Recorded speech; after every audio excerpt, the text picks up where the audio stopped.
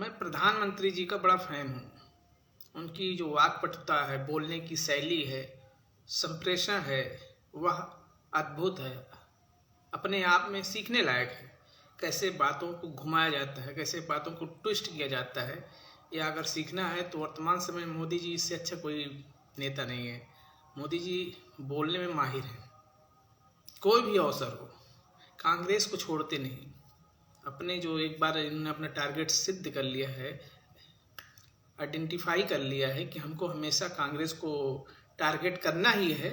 उस पर हमेशा, मतलब आप कोई भी चीज़ हो चल रही है, अगर वो प्रेसिडेंट के भाषण पर, थैंक्स मोशन पर अगर भी बोल रहे हो, तब भी वो कांग्रेस को अपनी सरकार की उपलब्धियां बता रहे थे कि पिछले 10-11 सालों में क्या हुआ। 12 लाख टॉयलेट बन गए। वर्तमान में अगर इसका सर्वे किया जाए कि उन 12 लाख 12 लाख नहीं, 12 करोड़ टॉयलेट बने हैं। 12 करोड़ टॉयलेट में कितने ऑपरेटिंग, कितने चल रहे हैं, इसका भी बताइए। प्रधानमंत्री ने कहा 4 करोड़ घर दिए, निसंदेह सबको छत मिलनी चाहिए, लेकिन कितने लोगों को आप देंगे? आप भारत के संचित निश्चित सबको घर दे रहे हैं, फिर पॉपुलेशन बढ़ती जा रही है। जिस देश की पॉपुलेशन ग्रोथ रेट 2.4% है, 1.45 बिलियन पॉपुलेशन की, 145 करोड़ लोगों की अगर फर्टिलिटी रेट 2.4 है, 2.1 है, तो कितने लोगों को आप कब तक घर देंगे, कब तक टॉयलेट देंगे? आप उनको टॉयलेट बनाने का पैसा जो दे रहे हैं, आप उनको सक्षम करिए कि खुद अपना शौचालय बना सके, खुद का अपना घर बना सकें। कुछ विपक्षी सांसदों ने प्रधानमंत्री और भारतीय जनता पार्टी वर्तमान सरकार से विदेश नीति पर क्वेश्चन किया था। तो प्रधानमंत्री जी ने जॉन एफ कैनेडी पर लिखी गई एक किताब है जिसका जिक्र किया, और उसमें प्रथम प्रधानमंत्री जवाहरलाल नेहरू जी का जिक्र किया। हो सकता है जवाहरलाल नेहरू जी का कुछ पर्सनल इंटरेस्ट कुछ लोगों से रहा हो। मैं इस चीज़ को सर्टिफाई नहीं कर रहा हूँ। हो सकता है वो उनका कुछ, सभी व्यक्तियों को हो सकता है कुछ पर्सनल इंटरेस्ट होता हो, लेकिन जब कोई व्यक्ति प्रधानमंत्री होता है तो उसका नेशन इंटरेस्ट फर्स्ट होता है। तो प्रधानमंत्री जी ने इशारों में जो कहना था कह दिया, लेकिन मुझे लगता है कि अगर कोई, जैसे कोई बच्चा 10th में फेल हो जाए और उसका टीचर और सब पूछे तो क्यों फेल हो गए, किस विषय, मतलब इस विषय में क्यों फेल हुए, उस विषय में क्यों फेल हुए, तो उसका रिप्लाई क्या है कि हमारे पिताजी 10th में 2 बार फेल हुए थे, मैं तो अभी 1 ही बार फेल हुआ हूँ। तो कुछ इसी तरीके से प्रधानमंत्री जी ने उस बात को घुमाया कि आप विदेश नीति में क्वेश्चन करने से पहले आप जवाहरलाल नेहरू जी को याद कीजिए कि उनके समय में विदेश नीति कैसे चलती थी। विदेश नीति का अगर जवाब दिया जाए तो हमारा संबंध पाकिस्तान से कैसे है।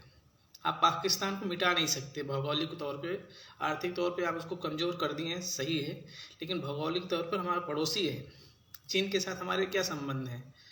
म्यांमार, श्रीलंका, तिब्बत, नेपाल, श्रीलंका, मालदीव, ऐसे जो हमारे पड़ोसी देश हैं। बांग्लादेश आपके लिए धीरे धीरे वो नासूर बनता जा रहा था। अगर कोई सांसद विदेश नीति पर कुछ प्रश्न करता है तो आप ये नहीं कह सकते कि मैं इसलिए फेल हुआ हाई स्कूल में कि मेरे पिताजी 2 बार फेल हो गए थे।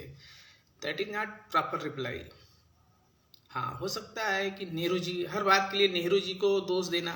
प्रधानमंत्री ने कहा कि हर सप्ताह एक यूनिवर्सिटी बन रही है। नेहरू जी से हो रही है, तो नेहरू जी ने भी कुछ यूनिवर्सिटीज़ बनाई थी, IITs बनाए थे, कुछ विश्वविद्यालय बनाए थे, जिनसे पढ़कर आज बहुत सारे लोग अमेरिका में CEO बन गए हैं, गूगल चला रहे हैं, माइक्रोसॉफ्ट चला रहे हैं। वर्तमान जो यूनिवर्सिटीज़ बन रही हैं, प्रधानमंत्री ने कहा कि हर सप्ताह की यूनिवर्सिटी बन रही है।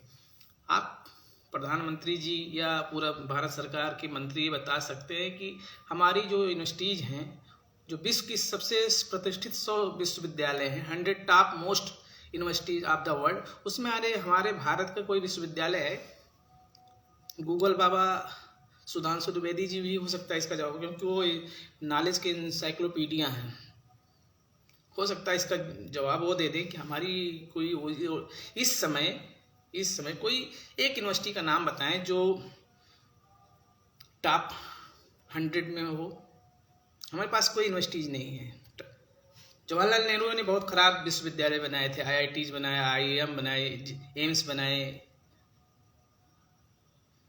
हर बात नेहरू जी को क्लेम करना, ब्लेम करना मुझे नहीं लगता। और जो अगर उनके कुछ पर्सनल इंटरेस्ट, उनके कैरेक्टर पे आप क्वेश्चन कर रहे हैं, तो फिर बहुत सारे ऐसे नेता हैं बिना ब्याह के, वो उनके लड़की, कुछ नेता के, सुब्रमण्यम स्वामी किसी नेता को कहा है कि उनकी एक लड़की थी और कुंवारे थे वो, तो कैसे संभव है? अगर आप किसी एक नेता का कैरेक्टर के बारे में कुछ कह रहे हैं, हर बात के लिए किसी को, नेहरू जी को दोष देना, नेहरू जी के आप सोचिए।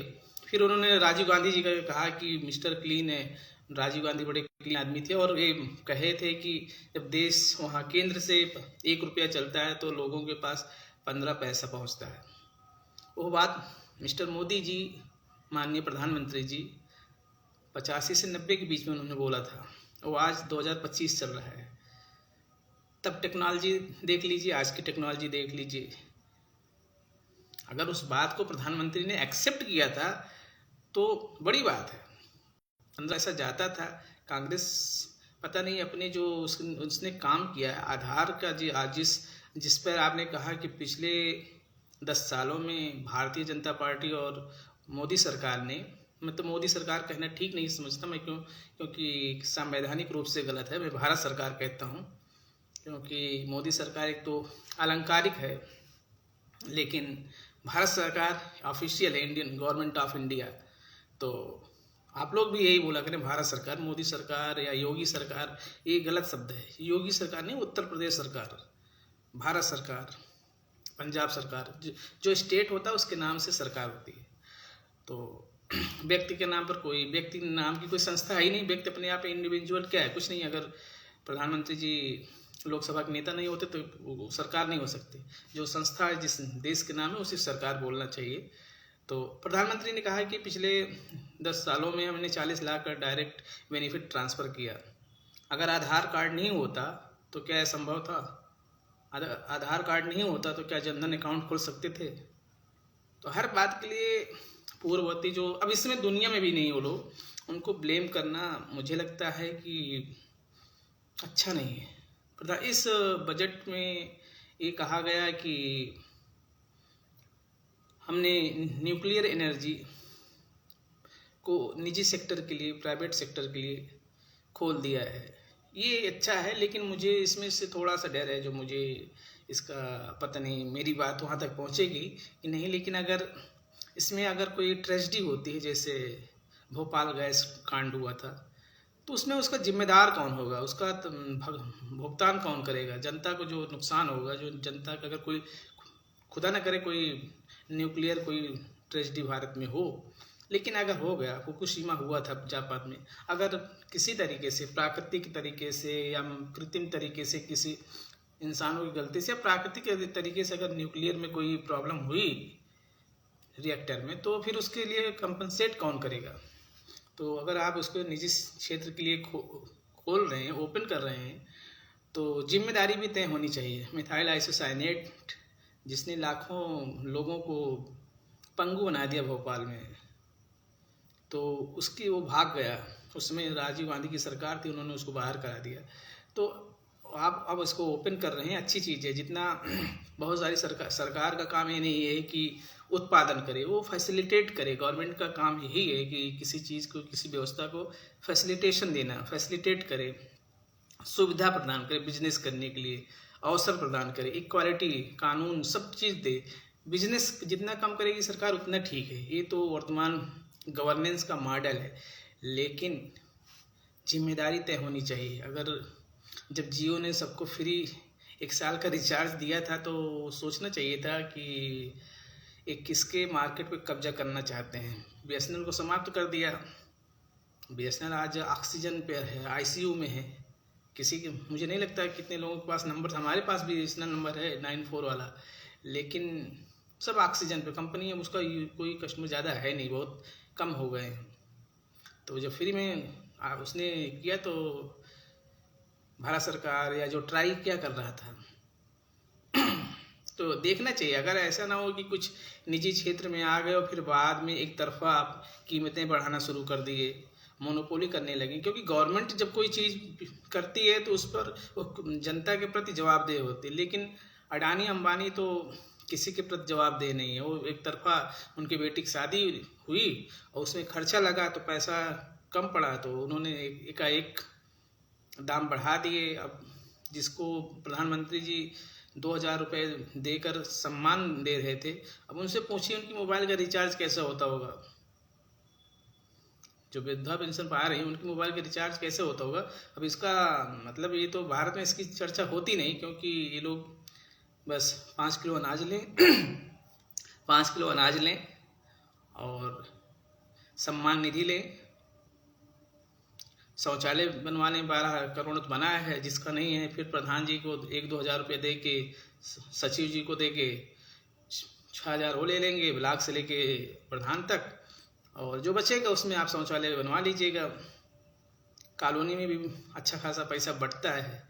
तो न्यूक्लियर एनर्जी के लिए इसको ओपन की एक अच्छा है सरकार। मुझे जो लगा, अगर इस बजट को, मैंने कहा बजट के बारे में करेंगे बात, बजट में सरकार अभी भी जो वर्तमान वैश्विक परिदृश्य है, जो situation, current situation of the world है, उसमें मुझे लगता है कि गवर्नमेंट अगर प्रोएक्टिव रोल अदा करे।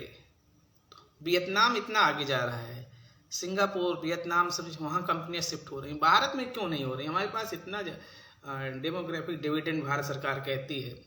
वैसे डेमोग्राफिक डिविडेंड मोदी जी का लक है, नसीब वाले हैं कि इनको डेमोग्राफिक डिविडेंड मिले, जो लेकिन जो 25 साल बाद प्रधानमंत्री होगा वो सबसे बूढ़ी, सबसे वृद्ध जनसंख्या का प्रधानमंत्री होगा।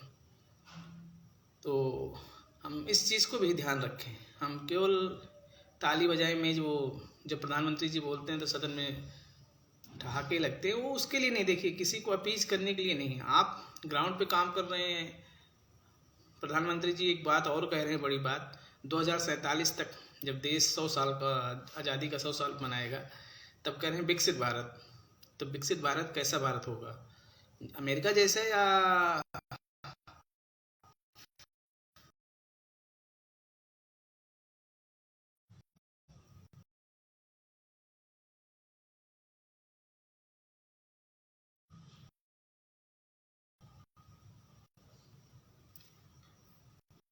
माफ कीजिएगा, फोन आ गया था। तो हम विकसित भारत बात करेंगे। ये प्रधानमंत्री का भाषण था राष्ट्रपति महोदय के प्रस्ताव पर, जो उन्होंने अभिभाषण संसद में अपना प्रेसिडेंट स्पीच के आधार पर